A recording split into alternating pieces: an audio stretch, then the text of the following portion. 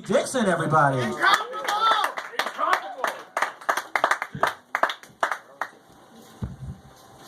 I can't spell that word. Why the suit, Lance? Well, do you wear the dark colors on your back for the downtrodden and the... Oh, no. The suit is because you should always dress for your next position in life, which in my case is a dead guy. Yes, I don't actually have parents. This is what happens when Zach Galifianakis and Luciano Pavarotti try to use a teleporter at the same time. It's the same mass, really. That's what happens. Yeah, I love doing comedy in Chapel Hill because they're so accepting and non-judgmental, especially Zogs. Also, it's the only place you do comedy where you get a participation trophy.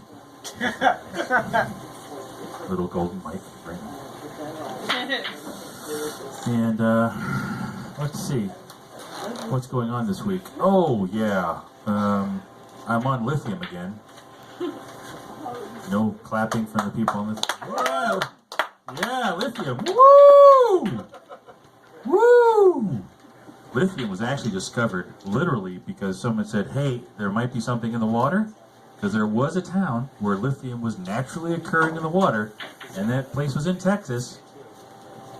So there was a map in Texas where people weren't getting shot. And they said, what's going on here?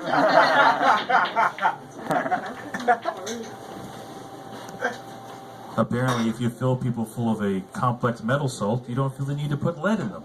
Right? It is a highly controlled form of poisoning. People call it a mood stabilizer. Kathleen called it a mood stabilizer. It's actually a mood remover. You don't have moods anymore. I could be walking down the street and a fucking Skylab could drop in front of me and I would make a noise like I found a quarter in the rug. I'd be like, oh, look at this. Walk up, light a cigarette off of it. What do you know? Skylab. It's probably worth some money. My uncle does scrap. I should call him. He has a truck. There's just no worries anymore on lithium. If lithium had a noise, if you had kinesthesia and you disassociated your emotions and turned them into tastes or smells, lithium would be the constant lapping of a warm, tepid ocean. No seagulls, no form of life at all, just...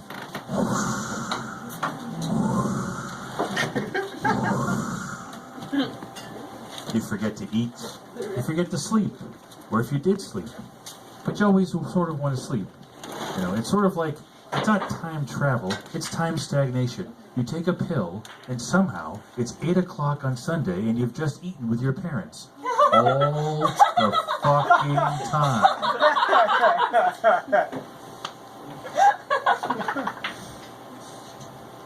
That's all my lithium jokes.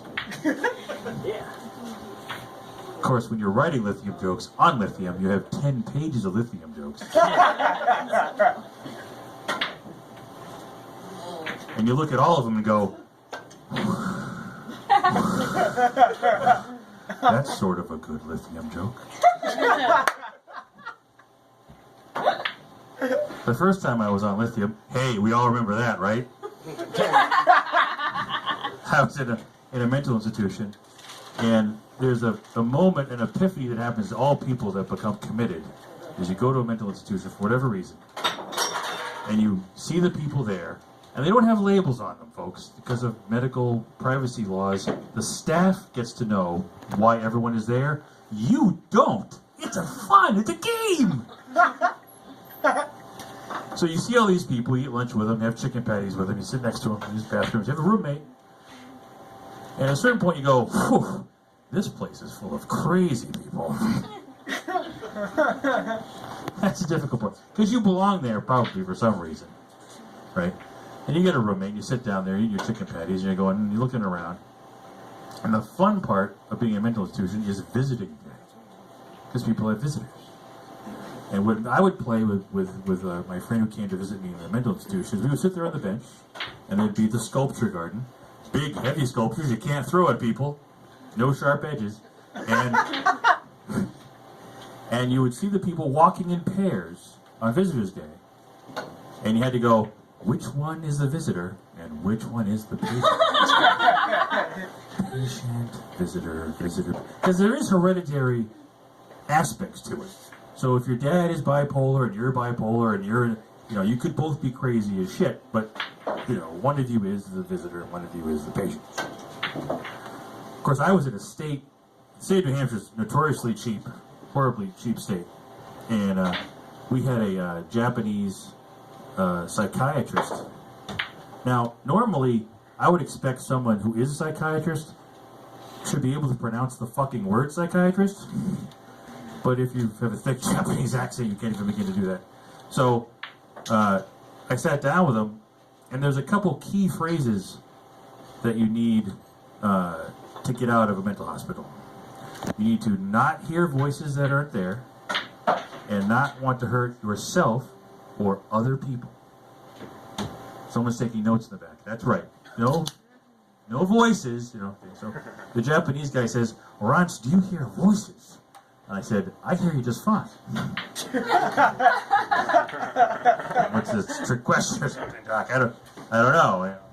The medical exam was right off the bat. But yeah.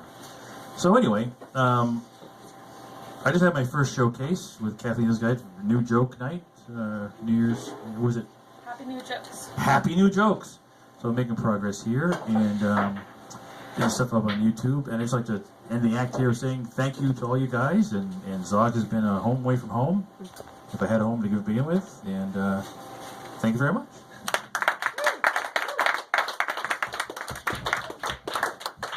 All right, keep it going for LP, everybody.